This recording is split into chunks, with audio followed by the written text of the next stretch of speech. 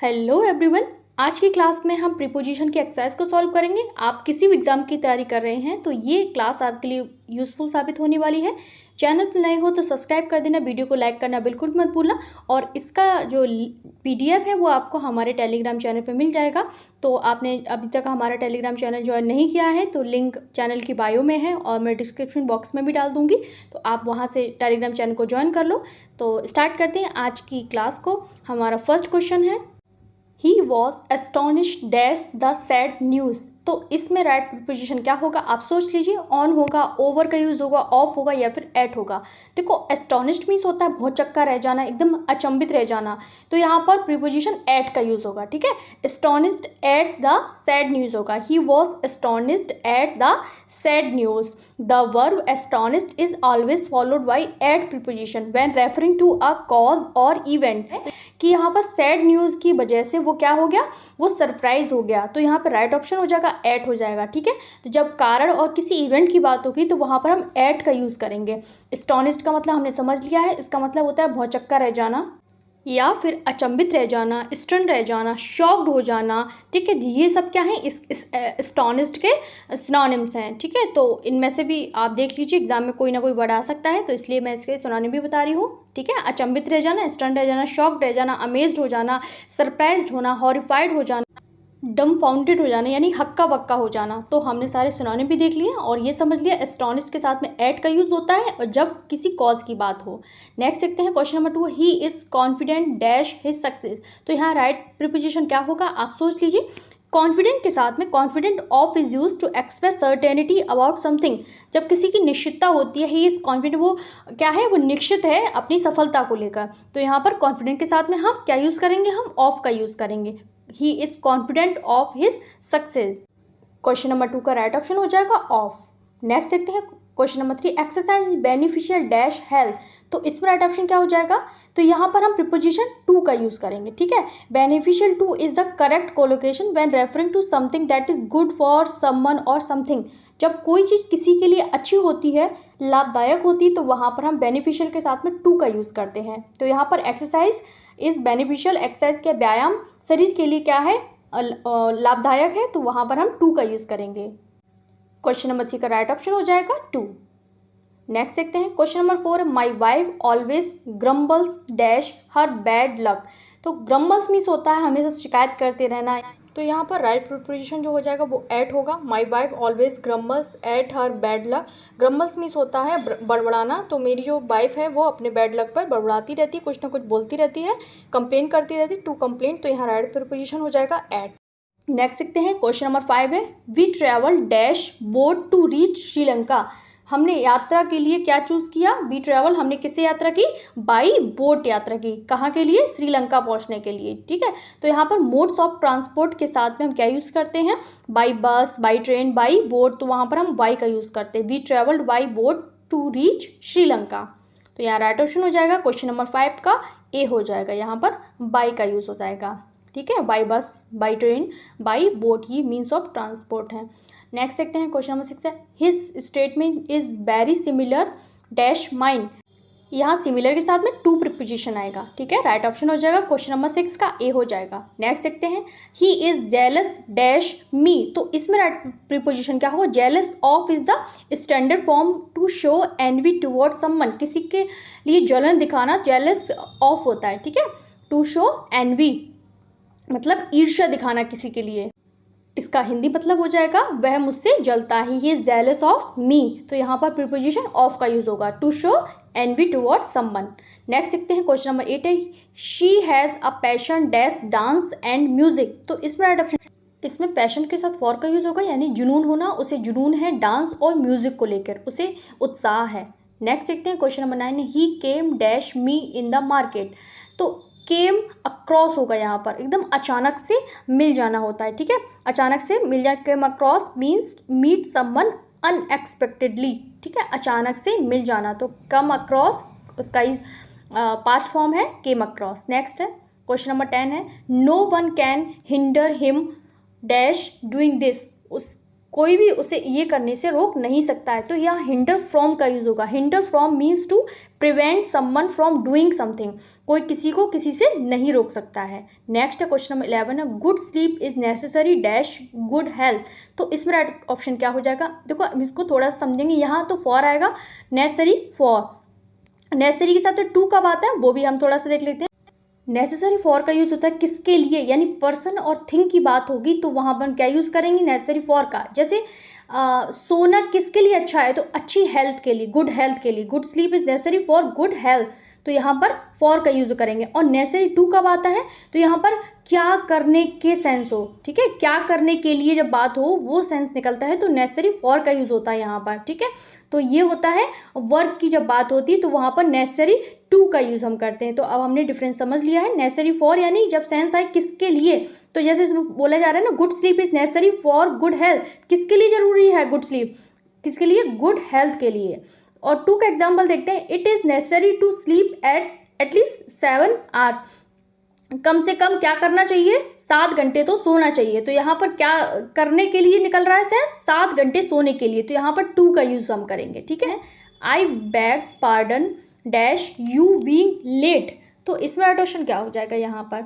तो यहाँ पर फॉर का यूज़ होगा। Beg pardon for is use to apologise for something, किसी चीज़ के लिए माफ़ी मांगने के लिए यूज़ करते हैं। नेक्स्ट है question number 30, only the blood stained road was a witness dash his assassination. Assassination का मतलब होता है हत्या, और विटनेस टू का मतलब यहाँ पर हो जाएगा गवाह होने से, ठीक है। ओनली जो ब्लड लगी हुई रोड है बस वही गवाह है उसकी हत्या की, ठीक है। तो यहाँ पर क्या यूज़ होगा? यहाँ पर witness to means to be present at and see an event, तो यहाँ पर गवाह की बात हो रही है, तो यहाँ पर विटनेस के साथ में टू का यूज़ होगा।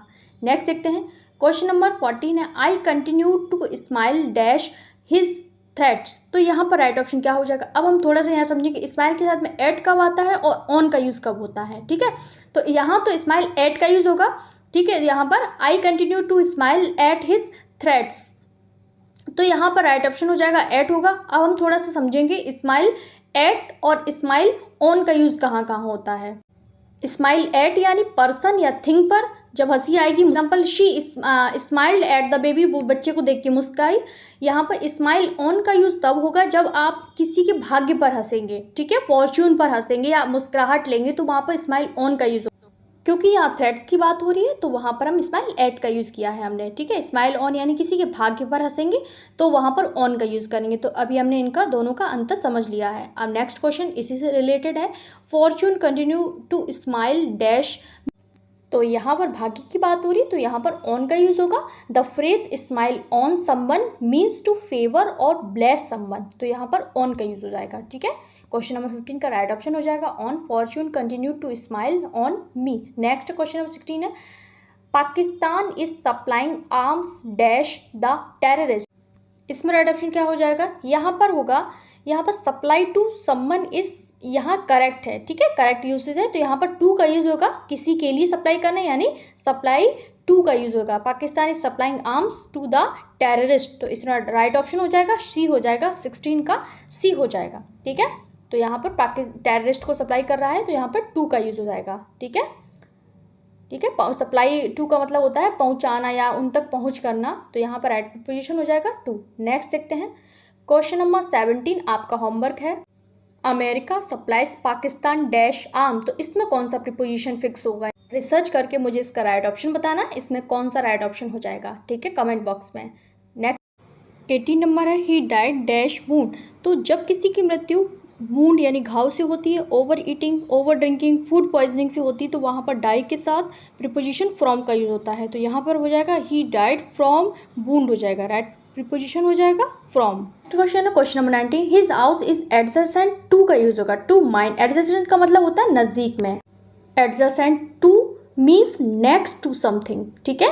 तो किसी के पास, उसका घर किसके पास है? मेरे घर के पास। His house is adjacent to mine, मेरे पास में। She has strong antipathy dash smoking, तो यहाँ पर प्रीपोजिशन टू का यूज हो जाएगा, she has strong antipathy to smoking हो जाएगा। 21 है, he is envious dash my achievement, वो मेरी उपलब्धियों से जलता है, तो यहाँ एनवियस ऑफ का यूज़ होगा। ठीक है, क्या यूज़ होगा यहाँ पर? Envious of is the correct expression of jealousy. तो यहाँ पर जेलिसी यानी जलन भावना रखता है, तो यहाँ पर प्रीपोजिशन ऑफ का यूज़ हो जाएगा। ठीक है, he is envious of my achievements, right option हो जाएगा सी।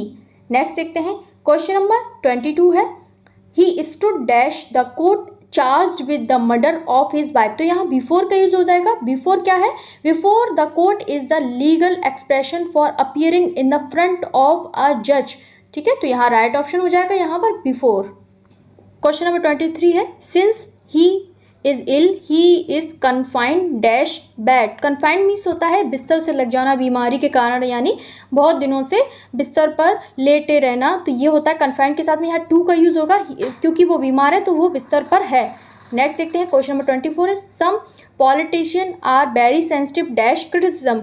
और कुछ जो पॉलिटिशियन होते हैं वो आलोचना को लेकर बहुत ज़्यादा सेंसिटिव होते हैं, तो यहाँ प्रीपोजिशन टू का यूज हो जाएगा, क्योंकि सेंसिटिव टू मीन्स होता है ईजिली अफेक्टेड बाई समथिंग।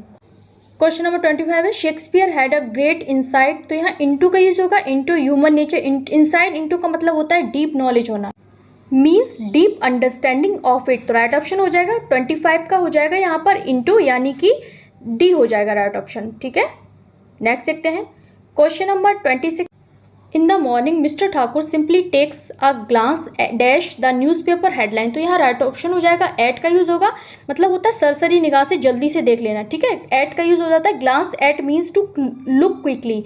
ठीक है, तो राइट ऑप्शन हो जाएगा यहाँ पर। सुबह के समय पर मिस्टर जो ठाकुर हैं वो क्या करते हैं, उनकी हेडलाइंस पर नज़र डालते हैं। नेक्स्ट है 27 है, be must confirm dash the rules of the game. तो यहाँ राइट ऑप्शन हो जाएगा, कन्फर्म के साथ में टू का यूज़ होगा। कन्फर्म टू मीन्स होता है फॉलो करना या फिर ओबे करना, तो राइट ऑप्शन हो जाएगा क्वेश्चन नंबर 27 का टू हो जाएगा।